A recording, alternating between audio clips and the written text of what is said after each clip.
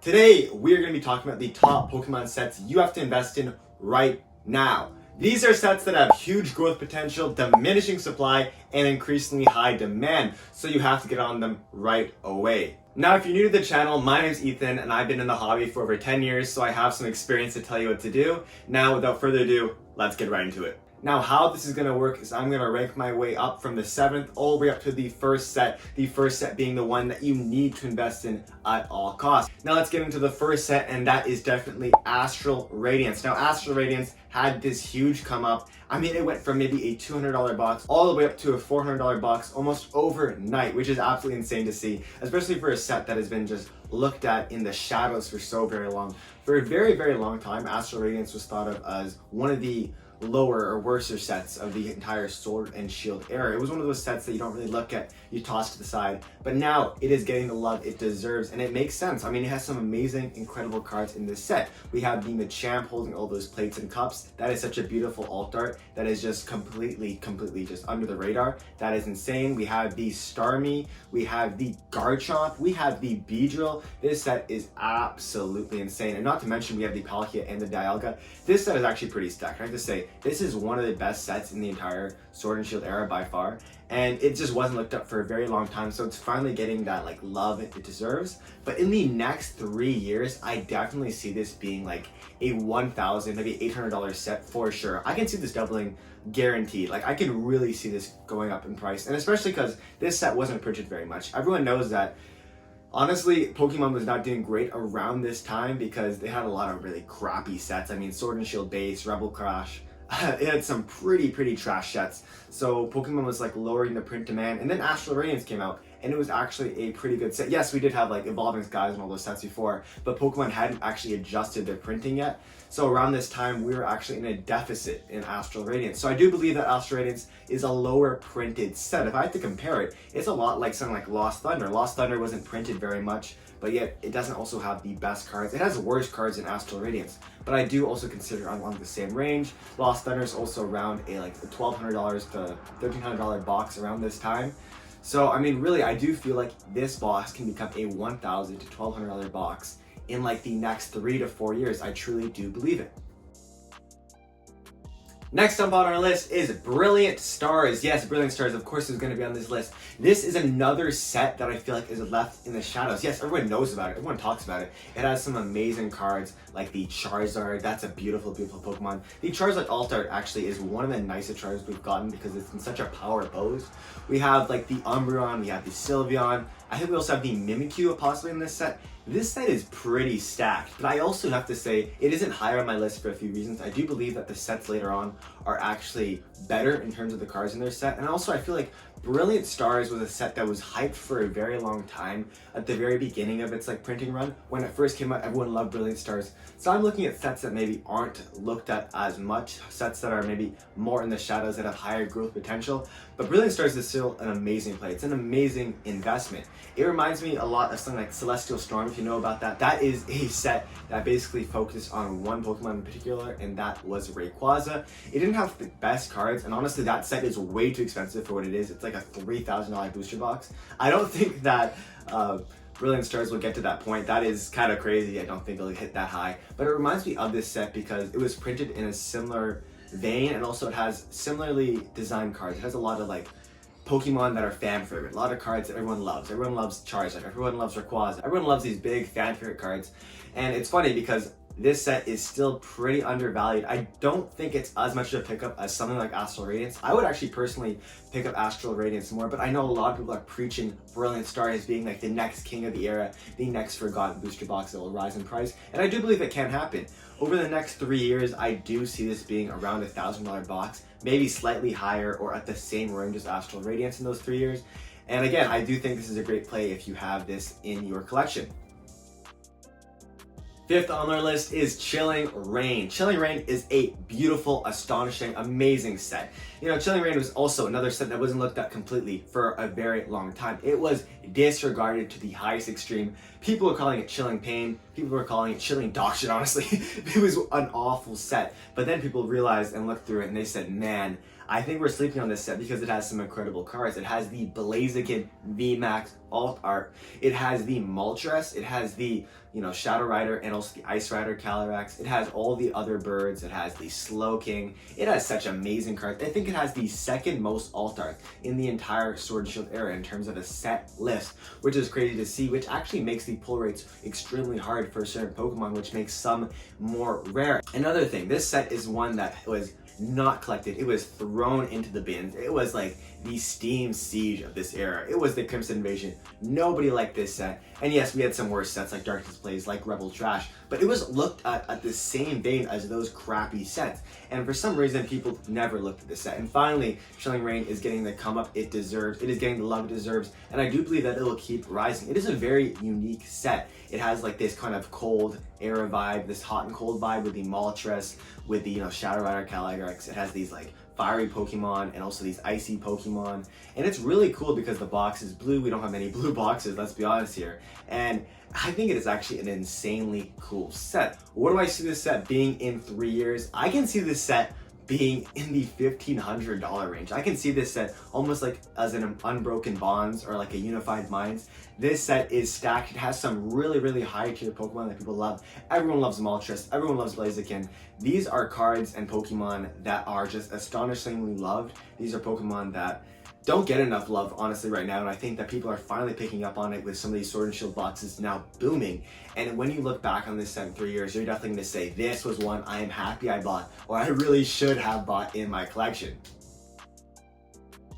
Now, fourth on our list is Silver Tempest. This set holds a really dear place in my heart because it was a really competitive set. If you don't know, it had cards like the Lugia V and V-Star. It had the Regidrago V and V-Star. It also had things like the Forest Seal Stone. These are amazing cards that really shaped the TCG for the better part of 2 years. They were extremely dominant decks, and I really do love this set a lot. Silver Tempest in general was a very loved set. It was the very last set of the entire Sword and Shield era. It was the ending box of the entire era, and I think people like that a lot. People look down upon it in a nice way. They say it was the last set, it was a nice hurrah, it was a good set. But also I feel like people aren't looking at this set enough. They're not looking at the potential of something like Silver Tempest. It has some amazing choice cards, like of course the Lugia V. This card is absolutely beautiful. It is stunning. This is one of the top chase cards of the entire Sword and Shield era. It is like an $800 USD PSA 10. It is gorgeous, it is stunning. It is actually a lot like the Neo Gyarados, the Shining Gyarados, that was like 15 years old. That is a very old card, but it has the same like waves in the background and this legendary beast passing over a boat. It has the exact same vibes, and it is absolutely stunning. It also has some amazing cards like the Blaziken and the Rayquaza V and V-Star, which are just insanely good looking cards as well. They're in the TG set. And of course, it has the Regidrago V. This is actually one of my personal favorite cards ever created. I don't know why, but I love this Regidrago V so much. I've been preaching this card for like 4 or 5 months. I absolutely love this card so much. That is one of my favorite cards in the set. But it has a really good set list, a really good set array. It is really playable set, and also it was looked upon fondly by a lot of the community, but now it's kind of just being thrown in the dust. It is looked at worse than things like Brilliant Stars, like Chilling Reign, like Astral Radiance, and it is actually a very lower price. It is like $300, maybe $400 a box USD, and honestly it is an amazing pickup. You need to be buying this set if you're serious about investing in Pokemon. If I had to compare, I'd say that Silver Tempest is a lot like a Twilight Masquerade. It is a future set. I know it's not a past set that I compare it to, but it has that one amazing chase card like the Greninja. It has that one amazing card that you're looking to pull.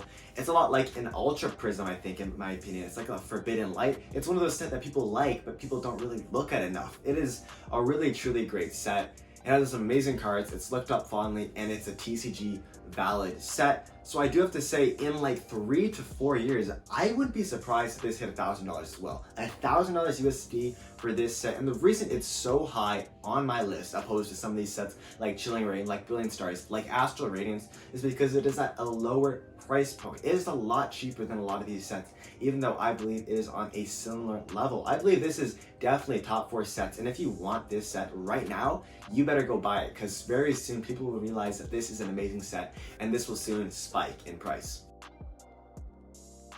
Now, before we go further into our top 3, I want to go through the Scarlet and Violet era and give my reasons for why I didn't put it on this list in sets you need to invest in.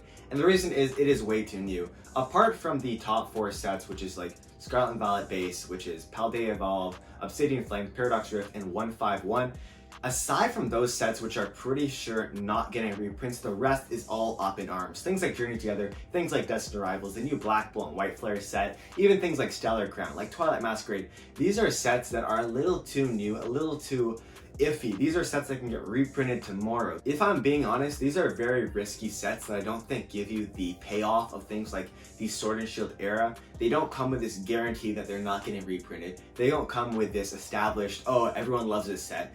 It really is a very scary era. I wouldn't be investing in this. I would only be investing in maybe like the top 4 sets, again, the very first sets of this era, because I do believe those aren't getting reprints, and I also know that they are already very old. They're like 2 years old almost at this point, so they have this really, really good security to them.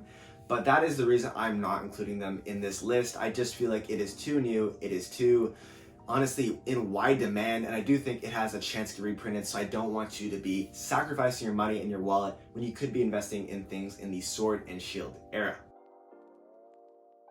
Now onto the top 3, we have finally gotten there. The third best set to invest in is Lost Origin. This is by far my favorite set of this era. I don't know why, but I just love the Giratina in this set. It is absolutely insane. It is beautiful. And again, this is another competitively viable set. I know a lot of you don't care, but it had the entire Lost Box engine as well as, of course, Giratina that was used in like the Arceus decks. It is just such an amazing set. It is beautiful, and that Giratina is one of the nicest looking cards I've seen in my life. Of course, Shinji Konda carrying this set to absolute dreams. And this set is beautiful. This set is amazing. It has the Aerodactyl. It is an amazing set that isn't getting enough love. I mean, yes, now it's finally getting that crazy love. It went up like 35% in the last week, which is, again, astronomically crazy. This is so crazy to be seeing this. I have some boxes of it. There are 2 right here. I have some more. But this set, again, looked at to the absolute extents of time. I think that this set is definitely going to go up as the top 3 sets of the entire Sword and Shield era. This is really easy in my mind. Some people are thinking Brilliant Stars. Some people are saying Chilling Reign. No, of course, it has to be Lost Origin. It has that one amazing card. When one set has one card that is just so amazing that blows every other card out of the water, it is no competition. It also has the Aerodactyl. It has some great cards. And in the next, I'd say 3 years, I see this being a $1,500 to $1,600 box. I think it could be a $2,000 box, like, Unbroken Bonds, like Unified Minds. I think this set is godly in this tier, and it has the God of the Underworld in its set. I think that this is a must-have. Second on our list, of course, it had to be Fusion Strike, the second best set of the entire Sword and Shield era. I have to compare this a lot to something like Cosmic Eclipse. I think Cosmic Eclipse is definitely the second best set of the Sun and Moon era. I don't think that has to be argued. I think it's a lot like Ancient Origins, a set with some amazing cards. I think that Fusion Strike has a trifecta in it. It has that Mew, it has that Espeon, and of course it has that Gengar made by So-So. It is beautiful. It is ridiculous as a set. It has some of the hardest pull rates. It had that huge scandal where people took all the cards from it. It has a lot of printing quality errors. It has a lot of box errors where boxes are flaking. Even I had a box that was kind of diminishing. And I love this set so much. I think it's a pink box. That is beautiful. Mew on the front and center. This set is raps. This set is god tier. Definitely the second best set in my opinion. Again, another competitively viable set. Mew VMAX came out of this set. That was an amazing card that ruled the format. It won Worlds. So this set, again, another amazing one. And in the next 3-4 years, I can definitely see this being a $2,000 to $2,500 box. I mean, this set is stacked. It is the second best set of the entire era. And again, a Cosmic Eclipse is like a $2,500 box at this point. So I do see that a Fusion Strike will be following the same trajectory. It's already seeing these spike ups. You might be going, oh my god, it's already spiked up twice. It is going to crash down. No, it's not. It's not going to go back down. It's hit this high not because people are FOMOing. It's hit this high because people are realizing that it's an amazing set. And when people keep realizing the scarcity, the demand that is getting opened every day, and there's less and less of these boxes, when people realize that, they are of course going to jump on and buy more of these boxes. The price is going to go up and you're going to wish you had it, or you're going to be glad you bought it. And of course, this is a super liquid, a super in-demand set. So of course, if you need it, if something happens in your life, you need to sell that box, you can easily do it. Now, before we get to the number 1 spot, I just want to say that collecting on a budget is also something that's very important. If you can't dish out the money for these $1,000, $2,000 boxes, even a box that's $500. So if you can't spend that money, then it's okay. I know that people have budgets. I know that you can't just spend all your income. You have things like family, friends. You have other stuff you want to do. Pokemon isn't all life.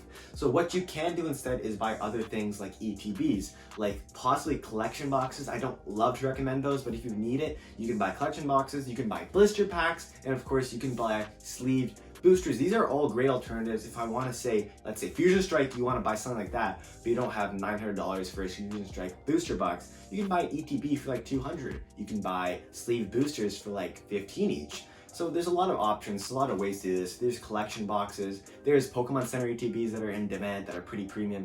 And so there's a lot of options for you. You don't have to always collect these huge, amazing sets. You really should be getting boxes because they're the most liquid and they're the most in demand. But if you can't, there's always ways to budget. If you have only $100 a month, then save it up every single month and finally buy that amazing box at the end of the year. Or maybe you invest a little bit into an ETB every month. Whatever you think is best, you can do, because there are so many different avenues to collect and invest in Pokemon. It is all up to you. And finally, number one on the list is obviously Evolving Skies. I mean, you saw it coming. You knew it was here. Evolving Skies is the GOAT. And I don't put this at number one just because it's the best, it's the GOAT. I put this at number one because there are so many things leading it to being number one.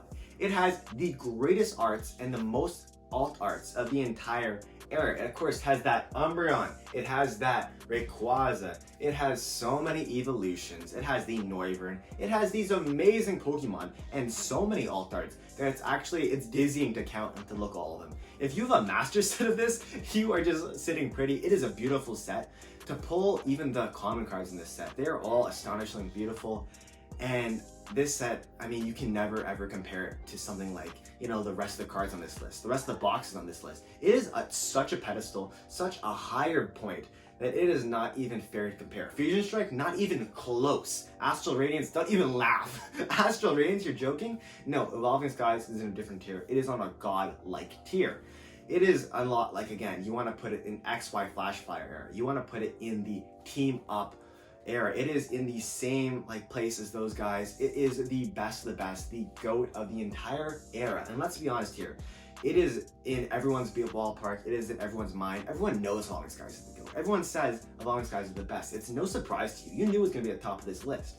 But the reason I'm putting it here is because I still believe it has a lot more growth potential. I don't think people see like this box is almost $2,000. I can personally buy it for $1,600, $1,800 Canadian, which is like $1,500, $1,400 USD. So I'm sure you can find great deals on this set, but I'm saying you need to be buying it, not because I think it's the GOAT, it's the best. I'm saying it because I know it has so much room to grow. Team Up right now is $6,000 USD, $6,000. And Evolving Skies is what, $1,800? This has at least room to triple in value. So let's be honest here, let's not look at it in with rose-tinted glasses. Let's not look at the price it was last week. It was $1,000 last month. Let's not care about that. Let's look at the future and say, in the future, this set will be demanded. It will be loved. It will be wanted. It will be sought after and looked after by people in the COVID era, because this set came out in the COVID era. It'll be looked at with people with money, and they will want this set. It is liquid. It is in demand. It is Evolving Skies at the number one position of this set that you need to buy. Now that's the list of everything that you should be buying in the Sword and Shield era, the top boxes, the top sets, what you should be investing in right now. I hope this helped. These are things that I'm personally investing in, so I'm not just giving you empty opinions. I hope you guys enjoyed this video. Please leave a comment because I will be answering every single one of your comments, guaranteed. Don't you worry. I appreciate all of you guys for watching, and I'm making more investing content very soon, so subscribe. I appreciate all of you, and have an amazing day. Peace!